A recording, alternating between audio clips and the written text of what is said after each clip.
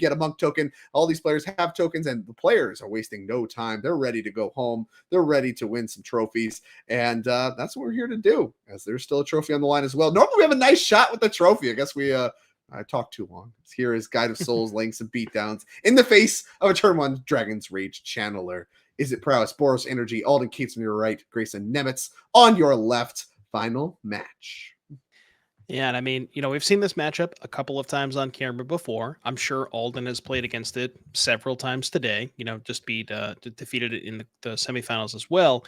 And the one thing that I think is maybe the most important thing about this matchup is Alden is on the play, right? So, yeah, Alden is able to get to the battlefield first, and in the situation where Alden can get on the battlefield first, the removal spells, the cards that you would normally not want to trade for Core Steel Cutter, because that's not really an efficient trade. The removal spells become a little bit more punishing because Grayson's playing from behind the whole game, and Alden is able to amass a lot of pressure, especially with double Goddess Souls. Any follow-up creature is going to represent 3 energy. That's going to mean 5 damage from the Goddess Souls, and it's going to get the Goddess Souls out of range of those red removal spells.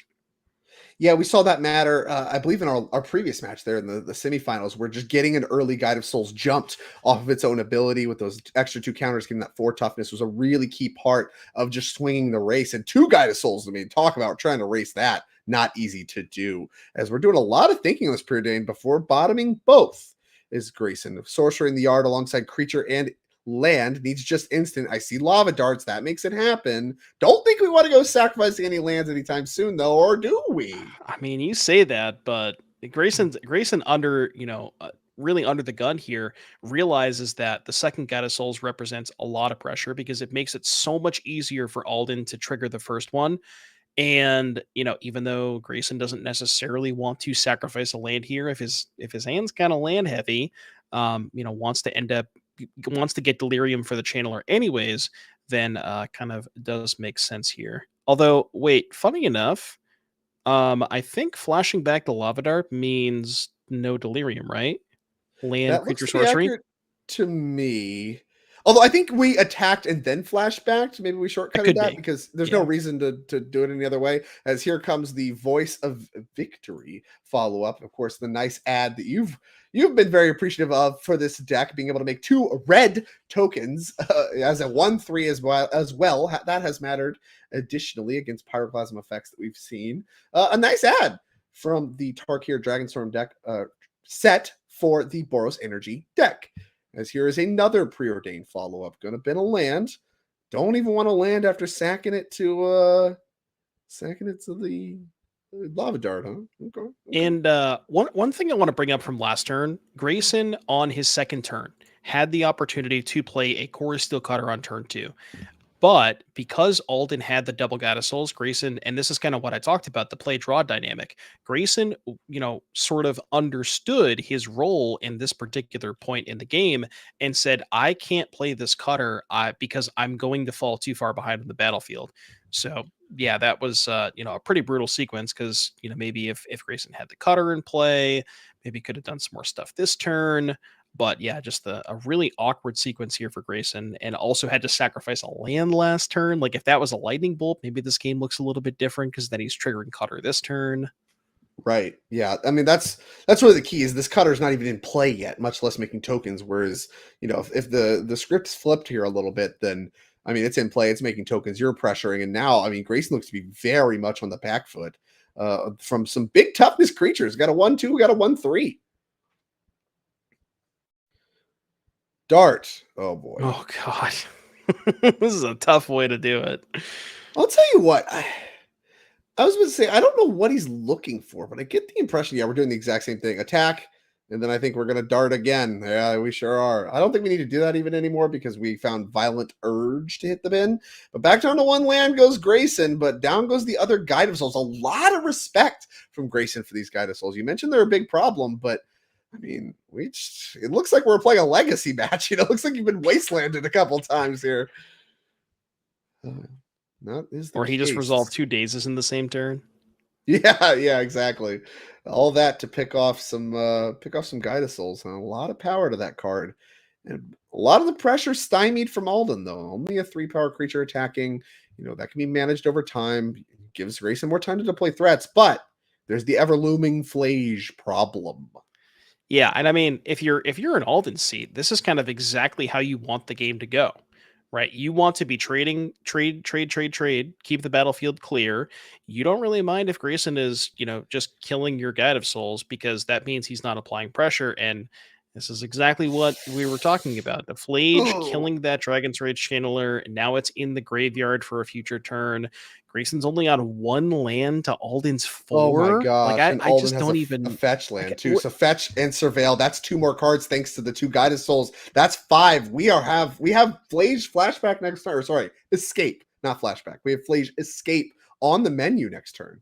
Or no, we've It's already used both flashback. Come on. parlors. We've already used both parlors. I'm sorry. We don't have 3. We only have 2 parlors. Does need more. 1 more card needs to hit the bin. Yeah, it is kind But of yeah, flashback. It's creature flashback. I Come mean, on. just crazy how this game played out. Where it's like, I think, like, imagine this game where Grayson's on the play, right? Grayson goes Channeler on 1, Alden goes Guide on 2. Because there's not a second guide, you can probably let Alden have the guide for a turn because it's very unlikely that he can trigger the guide. The only way he could do it is second guide plus 1 drop. So Grayson probably says, okay, well, you can have the guide for a turn.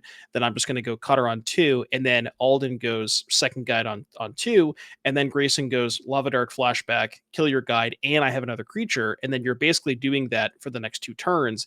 Like, this game looks a lot different if Grayson's on the play. Absolutely. I mean, play draw. Which look at how aggressive these decks are, right? Like that's just always going to matter. But in this game specifically, it would just flip the script so much. As here is a seasoned pyromancer who's going to do an excellent job putting more stuff in the graveyard. As we're getting way too many tokens out. Let's solve that problem. Okay, so now here comes Mobilize. Going to be down for 3. We also get our token from our seasoned pyromancer. Tokens everywhere. It's kind of the new face of this deck. But more importantly, we have a Goblin Bombardment follow-up, and I think Grayson's seen enough. Seen enough. I know about Stopped it. Flage, all this stuff. He might just be dead. I don't even know if he's just picking up. I think he actually might just be dead to like all the just sacking everything. It's a lot of damage. Well, let's look at the sideboards now. Alden, of course, won game 1. We'll start with his sideboard anyway because we're feeling spicy. We've seen his sideboard multiple times now. We've talked about it quite a bit. I'm going to read it off for you and those of you that might be joining us now, just in case, because we have time. We have 1 Celestial Purge, 2 Deafening Silence, 1 Ghost Vacuum, 4 Molten Rain, 2 Orm's Chant, 1 Showdown of the Skulls, 2 Stony Silence, 1 Wear Tear, and 1 Wrath of the Skies. Any reason to switch how we've been sideboarding, or are we still just liking the normal sideboard plan? Yeah, same stuff. Purge, Deafening Silence, Wrath of the Skies. Those ones are clear winners for Alden. We talked a little bit about last time Orm's Chant, and maybe it's a play draw thing where if you feel like in a situation like, I'm trying to think of, in a game like that where Alden is on the draw, maybe he feels like Orm's Chant can sort of help him catch back up and sort of buy him that extra turn. But it's really tough because then if you have a card like that, it's like, where do you even fit that on the Right. curve? I guess like maybe on 2 after you play your second 1-drop or your 1-drop into kill spell. But yeah, I mean the purge, the silence, and the wrath, those are definites. And depending on what Alden wants to cut, maybe lower the curve and cut some 3s. Maybe could do 1 or 2 chance. Makes sense to me. Let's take a quick look at Grayson's sideboard as well. Again, one we've seen many times, but we're going to take a look at one more time here in our final match. We have 4 copies of Consigned to Memory, 2 copies of Into the Flood Maw, 1 copy of Meltdown, 2 Spell Pierce, 2 Surgical Extraction, and 4 Unholy Heat. What are we doing here? Yeah, so for Grayson's side of things, the Unholy Heats, we had an interview with Grayson earlier, talked about how he liked that card a lot in the matchup, so definitely wants to go towards those. Other than that, or no, it wasn't Grayson, but there was another, it was Jake. Jake had the Jake, Unholy yeah, Heat. Jake So, Quinn. yep, Unholy Heat definitely wants to be in this particular matchup for Flage. You could maybe consider Flood Maw, where if they, flashback Flage, Flood Maw, bounce it to the hand, maybe they don't have enough resources to escape it again. But I don't know, giving them a free lighting helix sounds kind of terrible. Yeah, it So doesn't sound maybe good you to don't want me. to do that. I Surgical like it one bit. extraction, surgical another answer. Maybe you want to get it before Flage hits the battlefield the second time. But it all kind of depends on how Grayson wants to position himself, like what cards he wants to board out. We had a conversation with Rodney. Rodney was saying maybe cut some number of growths and some number of urges, maybe keep a little bit of each. But past that, it's like tough to figure out what else to cut because the deck list is really tight. Yeah, it is. It is. And I do actually like in these kinds of matchups. That's what we've seen from these style decks in the past. We talk about Teamer Battle, you talk about comments, you talk about even Infect decks. You want to cut a lot of the creature pump against the decks that have a lot of removal. And we know that the Boros Energy deck has a lot of removal. It's going to be bringing more in. So I do think we want to trim on that. I agree with Rodney. And I think Grayson's going to do a lot of the same. And I think it's going to be a big improvement, not only being on the play, but also being able to cut a lot of this stuff. As we move to game number 2, Alden 1 game away from punching his ticket to the 2025 NRG Series Championship. Of course, brought to you by Ultimate Guard. Can't thank them enough for their sponsorship and what they bring. And of course, the products they create.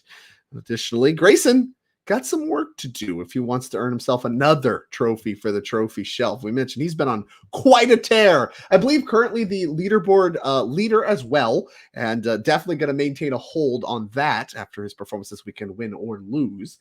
And he's going to have to get a bigger shelf. He is going to have to get a bigger shelf. Yeah, that's true. He's going to have to get a bigger shelf, especially if he keeps this tear up. And then he's going to have a 2025 MVP plaque to add and, all kinds of great stuff. Maybe he wins the championship. Who knows? We'll see. A lot of magic to be played between now and then. These players taking a look at opening hands. Looks like Alden on a mulligan to 6. Go down to the match. We got Grayson on the play, very quickly fetching. Yeah, I don't know if we can get. I think the players are just starting up here, so we'll get you the action in just a little bit here. I assume I'm behind. Yeah, there we go.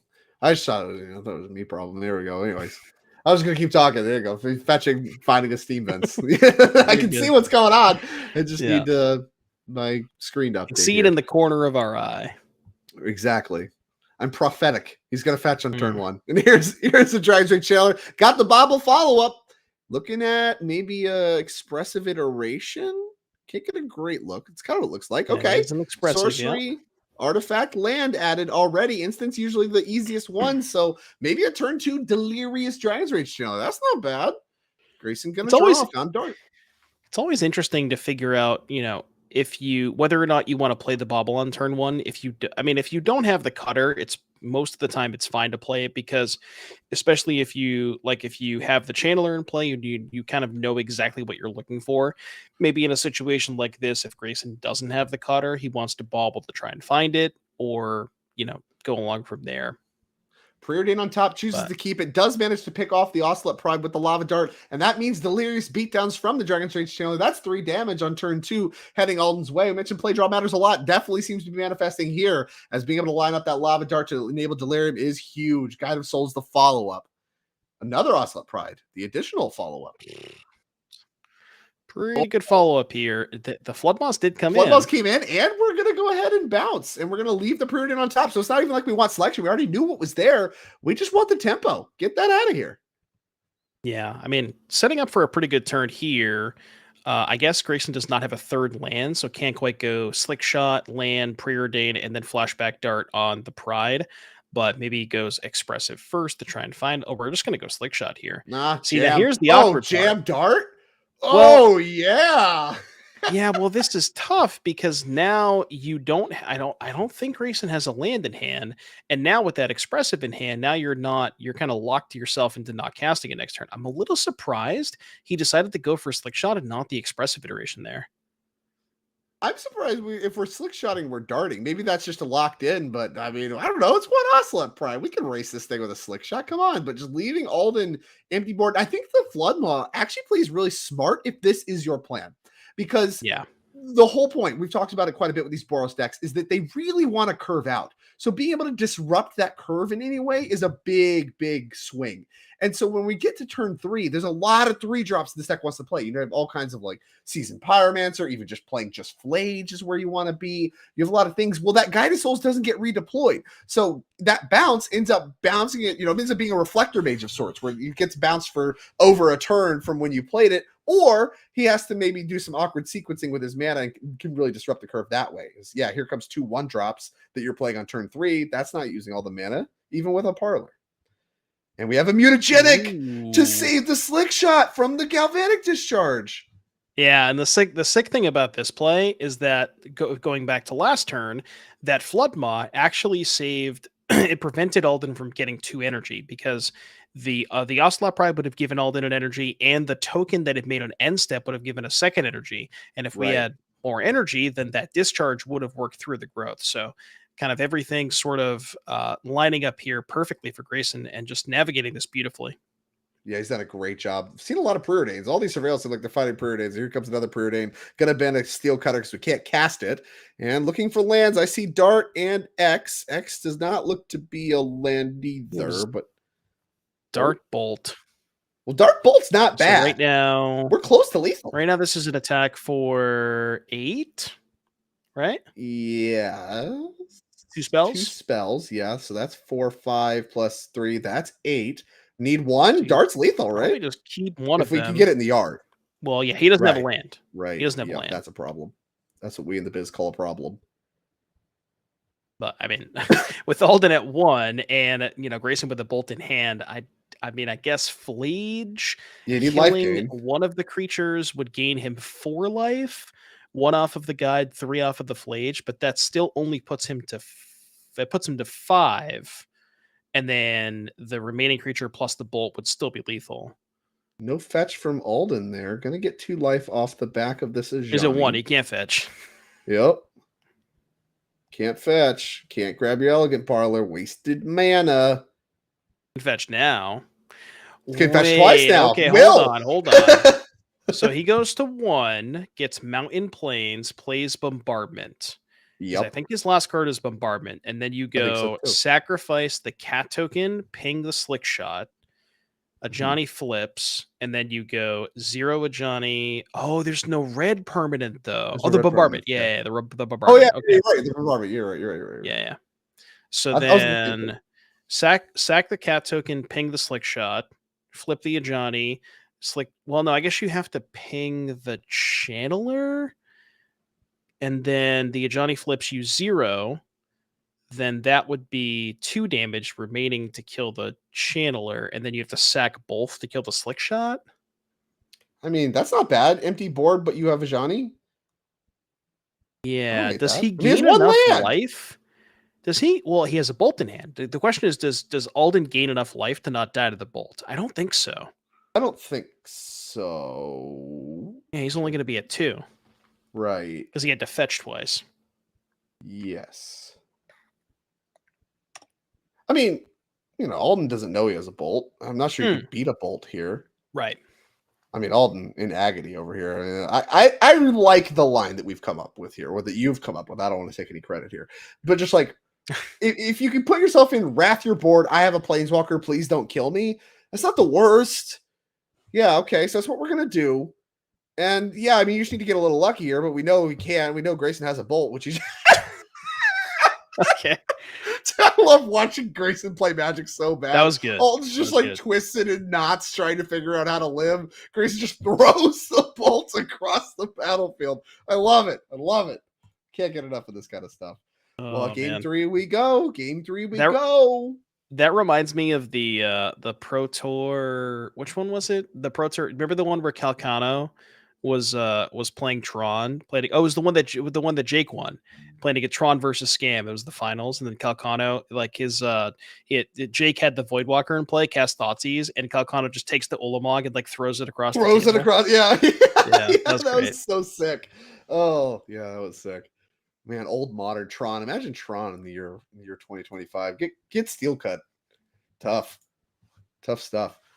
Here we go. We got 1 game to determine our champion here on our Energy Series. Now, this will conclude our event. We, of course, have a event for you tomorrow as well. But more importantly, we have a double showdown weekend coming up after this to round out season 1. Little fist bump before the match. I love it. The Indianapolis. You can qualify with your friends. Don't even need to bring Magic cards. Show up, play some Final Fantasy sealed with your team, qualify for the championship.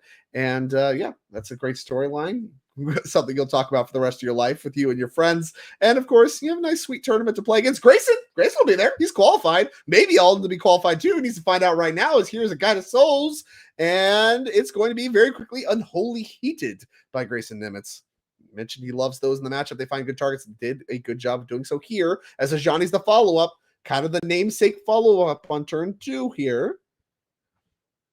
Yeah, this is kind of it. This is sort of like a is the game scripted? This kind of feels like a repeat of game one, where it's, I mean, and this is just the play draw dynamic, and it's really hard to figure out a way to kind of break serve on the draw in matchups that are this efficient and this fast. But this is the same thing, right? Gadasol's removal spell, a Johnny, do we have a removal spell? And those are just not the games that this is a prowess deck wins, because again, going back to it, it's those are exactly the games that Alden wants to play with Flage. Right. Yeah, exactly. Just exchange resources is just inherently good for you. And that's a good spot to be in if you're energy. You just don't want to get run over.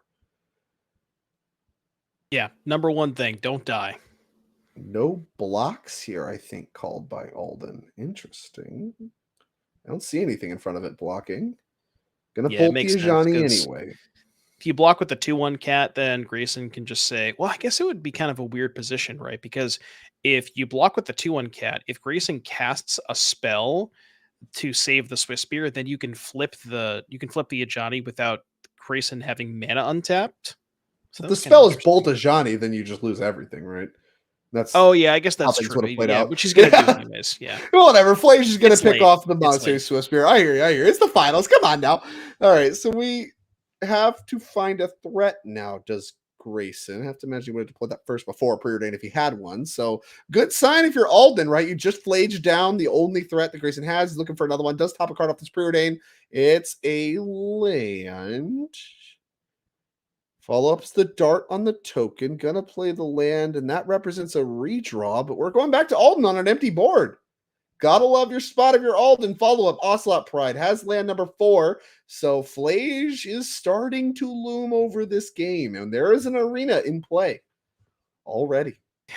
Yeah, arena is kind of the messed up part about this. It's just like there are certain games, and we've seen this a couple of times, where Flage hitting the battlefield without haste is a little bit more beatable, like especially if you have enough resources left over. But when that thing has haste, like gaining 6 life, killing two of your threats, and yeah, it's a lot to Yeah, come it's just back it's a mess. from. Yeah, you gain 6, it deals 6, and then it's also rumbling across for 6. I mean, Grayson with no threats right now would just go to 2 from Yeah. 14. Like that's just a lot of damage. And then of course it's still around, hasn't gone anywhere.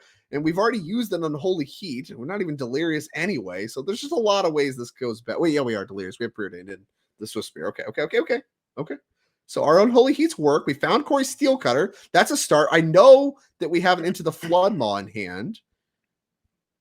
And we're going to dart out of the graveyard the Ocelot Prize. So this leads up into the Flood Maw so you don't get flaged. But this does fill the yard for Flage, as here comes a Corey Steel Cutter. Yeah, this might be a game where we just have to into the Flood Maw the Flage, and that doesn't feel that I good to me. mean, it's not that bad though, right? So Alden's gonna go end of turn, get Surveil Land, just doesn't matter what's on top, snap graveyard.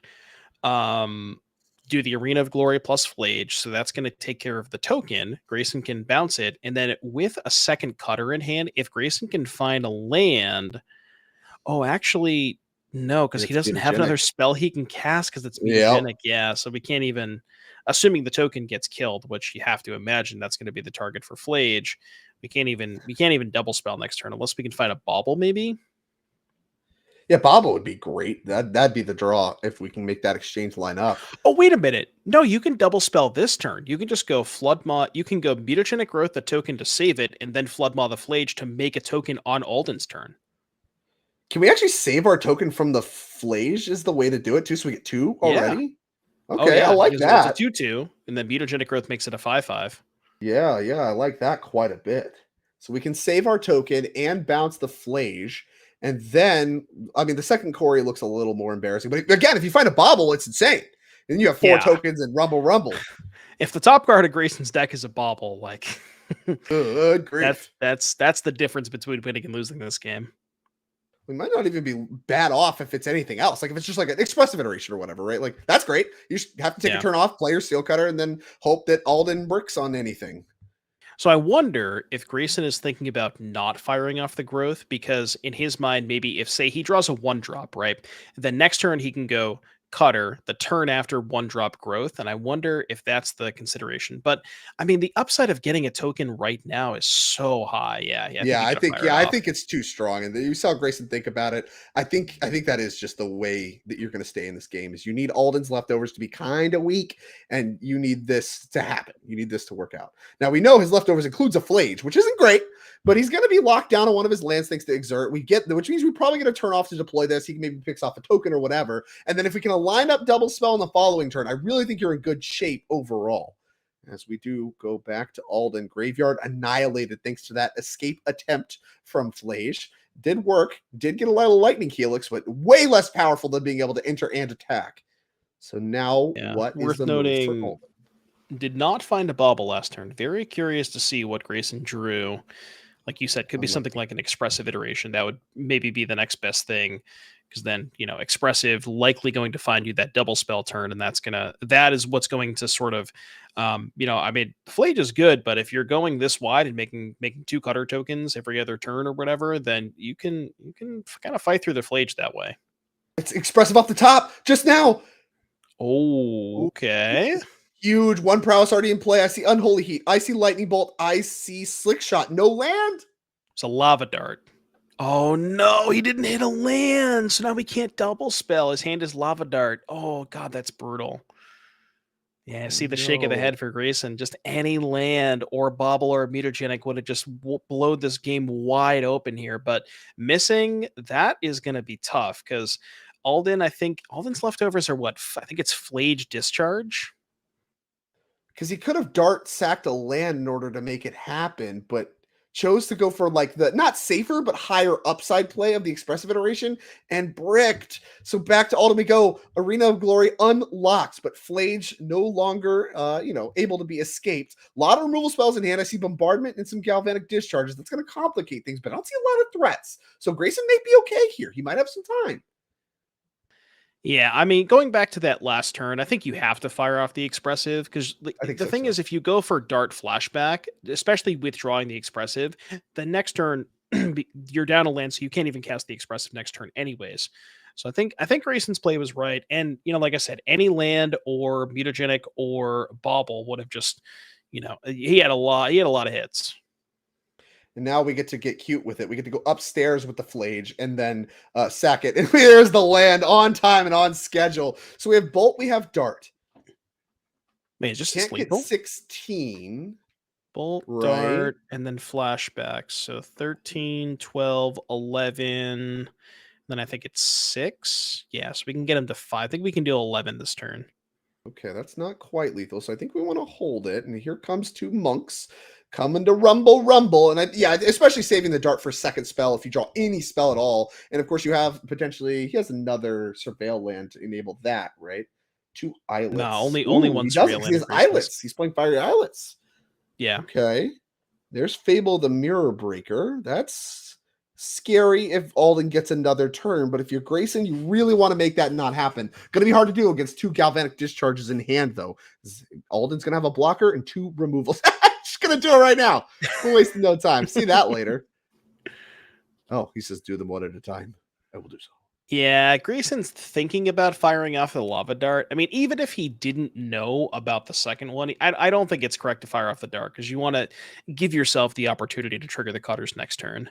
Yeah, I agree with that entirely. And like I said, it sucks here not having you talk about wanting one. How about I want 2? I want 2 of these surveillance because right here, I mean, having a Yeah, I surveillance would know. matter so much.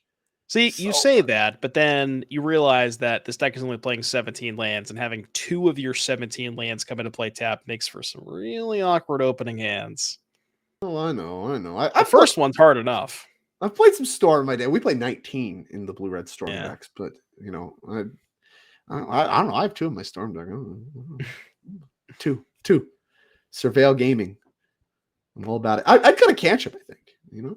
I'd play 1 less Preordained to play another Surveil land. I'm I about think Rodney was 18 playing lands. 3 Preordains. Huh? I think Rodney was playing 3 Preordains. Genius. The man's a genius. She's like, it's a cantrip. We drew Oh expressive my iteration. god. Oh my goodness, off the top. That's a spell. And we have Lava Dart, and we have multiple 1-drops hit. Here we choose Bobble instead. And now Alden's in some trouble at 8. Is this enough? I don't think so. It's only 6, right? Ladies and gentlemen, Grayson Nemitz. This is why he wins Houdini. the events. He's Houdini. I don't understand it. All right, so we cast the Bobble. 2 tokens are now present. Gonna bobble myself, looking at a Slick Shot. Slick Shot. That makes holding the dart look much, much more appealing. What's the card? What in a hand? top deck from It's a Grayson. Preordain, right? My goodness. I think he Is kept it? Preordain. He Yeah. sure did. So that's 2 triggers. Is lethal? Oh my goodness. No, because you have to 3, block. We have a token to block. So it would be 8, 6, but we get to go to 2 because of the token. 9. Oh, but no, you get a 7. I point. think he's, So you go to I think he's 1. 1 short. Yeah, I forgot about the Because dart. the You Lava get a Dart 1. puts him to 7, and then you have an attack for 8. 8 minus 6 is 2. 8 minus 6 is 2. Or sorry, 8 minus 7 is 1. Because he goes to 7. Arithmetic beatdowns. We know about a dart. Yeah, I think dart's Alden face knows up, about a so dart too. forced block. Yeah, you have to block. You don't get to say no blocks here. You are just dead. There's no window with Cutter, right? Because it auto attaches. There's no window to like kill the token before it attaches, right? I don't think so. Yeah, it's still part of the ability resolving. You can't Yeah, like, it's do the something whole in between. ability. Okay, yeah. Yeah. That came up with Hammer back in the day a little bit, if I remember correctly. Hmm. It's like that one creature that auto snaps stuff on. And then there's the dart. Oh no, did we say no blocks? Did we see no blocks? Oh, you see, Alden went to put his head in his hands after combat. He said no blocks. Oh my! Grayson's God. gonna win this one. 2 games to 1 over Alden Gates, and oh my goodness, the dart out of the graveyard, the expressive iteration off the top, and then no blocks. Grayson does it again. A trophy coming his way. This is, I mean, That was something. that was crazy. I don't get it. I'm going to ask him again. I asked him before. I'm going to ask him again how he does it. I don't understand. Grayson is on Just draw the expressive, Drake. You don't draw the Yeah, expressive there? it's always on top. It's always there. Incredible. And I mean, some excellent sequencing all weekend long. I mean, I really can't emphasize enough how many spots that Grayson has been in. They were like, I don't know. How's he going to get out of this? And then bam, he wins it all. He wins the whole tournament. He's done it time and time again watching him play. I mean, he's something special. And we're going to get a chance to talk to him. All of you are going to get a chance to talk to him. Thank you for sticking around for this. I mean, action back. I'm into this kind of stuff. The top decks, the drama, all of it. You know, you can get attached to the what decks are there or whatever, but the gameplay is what it's all about for me. And that's what makes being in this seat, doing this here with you, and being a part of the NRG series brought to you by Ultimate Guard so special. And these games are so fast paced. You know, we've seen some slog modern formats before, like you mentioned with Uro and Oko and all this kind of stuff. But these games are not about that. They are very, very high paced, and the amount of decisions are condensed in a very, very short window. Yeah, I mean, I appreciate that. That's the kind of Magic I like to play. It's always been Magic I like to play. And I mean, I don't know. I would like to think of many other players like it as well. So even if it's not your thing with the exact structure of it, it's what I like to see. So I think we have Grayson waiting for us in the wings here. So let's go ahead and dive on down. We're going to get a chance to talk to the man, the myth, the legend, Grayson Nemitz. Congratulations once again, our modern Showdown winner. Thank you. How do you do it? How do you do it over and over again? How is it possible? I think the last 2 have involved testing a deck for a bunch of times and then getting really irritated at it like a couple days before the event and switching. Apparently that's the strat. Okay. See, I've been messing this up. I usually try not to switch days before the event. Yeah. If I want to win all the things, I need to switch. Okay. All right. I learned. Incredible run. I mean, really. And so talk to me. You talked about you had some other deck you were playing, you got irritated with, switched to Prowess. What were you playing before Prowess? So I spent most of my prep time for this event working on the Mono Red Belcher deck. I thought that deck had a lot of promise as just sort of an upgrade to Storm as a way to sort of attack a meta that you expect to be full of energy, which is what we've been seeing on Moto. Just a really fast combo deck that's a little bit more resilient to counter magic than Storm is. And I was having really good results, like 80% plus win rate against everything other than Prowess. and I started keeping a spreadsheet. Like last week, I went 1-9 against Prowess on Storm, Mm. and I was like, "That's it. I'm off it. I'm sick of losing to Prowess. I'm playing Prowess." And so like Thursday night, I like played a couple Prowess leagues, like did really well. I was like, okay, I'm vibing with this. It's like not that different from what it used to be. It's just like got this stupid Corey Steel Cutter card that does things. Okay, good description. Yup. Like went to my LGS, picked up some Violent Urges, which was like the thing that I was missing. Borrowed some cards, sent it, worked out. Worked out indeed. It's so incredible. I mean, so we've been talking all weekend long about the prowess energy matchup, right? And how, some people went Jeskai for prismatic endings and all that kind of stuff. Talking about your take on that matchup specifically and why you chose, is it over even something like the Jeskai builds? So this has actually been something of a hot topic in our testing Discord over the last week, arguing about how, depending on your individual choices and how things play out, how the prowess energy matchup is. If you trust the data, like you look on any of the aggregator sites, it's between 45-48% favored for energy. But our theory was that the build with Slickshot and Violent Urge gives you an edge in game one, where they have a little bit, they don't have deafening silence and stuff to answer you. You can just goldfish them if they try to go for like one of their guide pride draws that the white decks would struggle with. Like while pending is good, pending gives you a lot of extra game against amulet is the big thing. Okay. It's a little bit too slow for my liking. I just wanted more burn spells, so it's like I'm up to the full set of 12 burn spells post board against energy, which is like usually good enough. You have to do things like go down to one land and throw lava darts and stuff that you saw me doing in the final, right? Yeah, well, I do want to talk about that. I'll let you finish this stuff, but I wanted to talk about that too. Nobody saw game one. Yeah, something we were like, okay, I mean, you got to kill the guys, but I mean, going down on lands. I mean, I had a bunch of lands in my hand. Was like the bit there. Sure. Just didn't have enough mana to power through, but it didn't matter. So you mentioned it's a hot topic in your Discord, this matchup, how it plays out. I mean, you get to do what Grayson gets to do, and you could just say, point to a trophy and say scoreboard. It plays out how it plays out. 27. I'm going to win it. That's incredible. Just an incredible run. My record. I did have one question. Go ahead. Sorry. Go ahead. I was gonna say my record in the last 3 NRG Modern main events is 27-0. We've been keeping the tally as we go through. Oh my god, is that good? Yeah. Tell me why is that good? Oh, The one card that I wanted to bring up here was the sideboard choice of Into the Flood mod. This is something that I hadn't really seen a lot of the prowess lists incorporate. Talk to me about what's that card main target? What are we doing with this? So the Flood mod tech I shamelessly stole from the guy that got third at the 10K in Minneapolis the other week. The biggest thing is a lot of the energy decks and other decks in the format are adapting to prowess being a thing and playing a bunch of copies of Deafening Silence. And it's a pretty good play pattern to just like you end up with a bunch of stuff stuck in your hand when you're Deafening Silence, like develop some creatures, and then they tend to play a little bit more aggressively. They think they're safe behind a Deafening Silence, and you can just go bounce it, bop, bop, bop, bop, kill you. It's pretty common. It's also just an additional answer to Flage, which is important, probably the most important card in the matchup aside from Silence. And then, sometimes it kills a cat token or whatever, and it's like fine. Yeah, almost like what they're doing in Standard, right? With like bouncing the lockdown. It's a similar concept. Yeah, exactly the same. If it's just like store up all your stuff and then use the Flood mod to punch through their lock piece for one turn. All right. Well, I mean, it sounds like, obviously you've done your research and your testing process. Apparently, just find a deck you're willing to get annoyed with and swap to the last minute to what you actually want to be playing. It's worked out for Grayson, and now, obviously you're not double qualified. So I don't. Is this the first time a showdown has been won by somebody who's already qualified and the invite has had to pass down? I thought there was a pass down like 2 years ago. I thought Dykeman might have won too. You might be right. You might be right. Yeah. I don't want to go on the record about anything, but you don't see it much, and it alters the context of the entire NRG series race. And so you get to claim that as well as adding yet another. I mean, Devin was saying you're going to need another shelf for your trophies at this rate. This is out of control.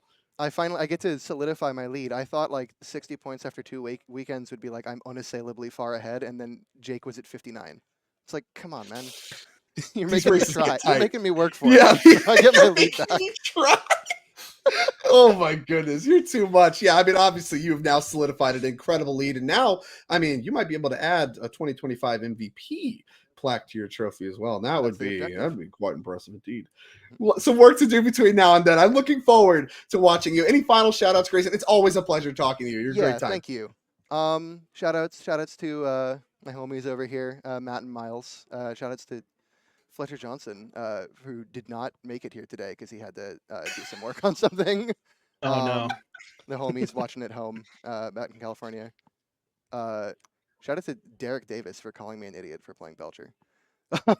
Oh, fair enough. Yep. You gotta have that one friend. No, Yep. I get it.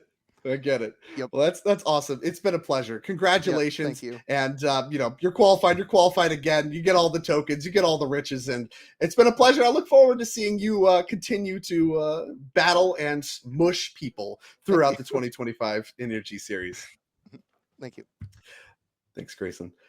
Whew. Well, with that out of the way, Grayson, I mean, always a pleasure to talk to. Someone I'm excited to root for as a player, continually amazed at his hot streak and his tear that he's been on.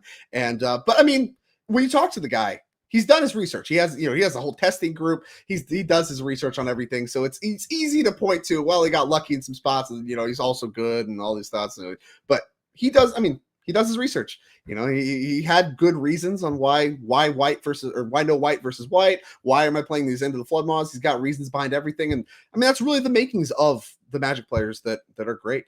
And you got to root for. But that's it for the 10K Modern Showdown. We're going to be back with a trial tomorrow. But if you want your opportunity to battle against Grayson, you get another chance here in Season 1, as our next event is the final event of Season number 1 of the NRG series. And that's going to be in Indianapolis. So set your calendars for June 28th and 29th. It's a double showdown weekend, which means we have a 10K standard showdown. And I need somebody to prevent Grayson from winning that, please, so that we do not have to pass down another invite. And then on Sunday, we have to at least qualify 2 additional players. Grayson can't win all of them. And there's a 10K team showdown. That is Final Fantasy team sealed. Some spoilers going on for that as we have been watching this event. So really exciting stuff going on there. Some real wacky cards. Show up, bring your friends. Don't even have to bring Magic cards, and you can qualify for the NRG Championship. And again, that will be the final event of Season 1 of the NRG series. But we also have already announced our Season 2. So you got the whole year ahead of you. Go ahead and mark your calendars for these dates as well. July 19th and 20th. Make your way to St. Paul, Minnesota, so that we can play a 10K Modern Showdown. And again, need you to stop Grayson from winning. You see a theme here. 5K Legacy Trial on Sunday for you Legacy players. Get an opportunity to get some of that on the series. And then August 23rd and 24th will be in Lansing, Michigan, with a 10K Standard Showdown and a team trial featuring Popper. So, bring your Popper player. That person that's always looking for a game in Popper, they can find it here. September 13th and 14th will be in Mundelein once again for a 10K Modern Showdown and a 5K trial that is to be announced. So obviously you're going to show up to the event anyway. But I thought that was Time Spiral block draft. I thought we had this. It is Time Spiral block draft. You're right. Get your Time Spiral skills up to date or what have you.